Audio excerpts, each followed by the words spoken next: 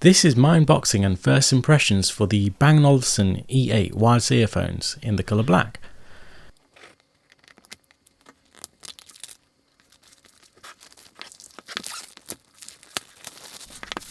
The earphones come boxed in lovely packaging, which feels really premium.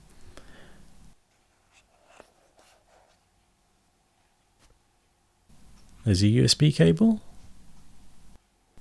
earphone tips in various sizes, a user guide,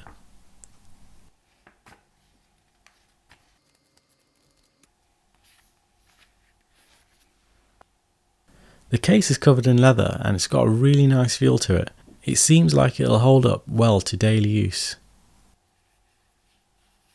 There's a USB socket on the back, which when connected to your laptop or charger will charge the case, which in turn would charge the earphones when they're not being used.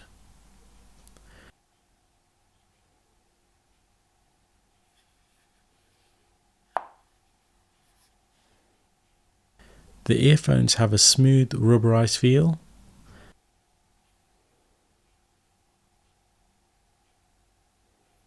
They have controls on the sides that are touch sensitive. They also feel quite light. And there's a transparency mode which allows you to hear the outside world without having to remove the earphones.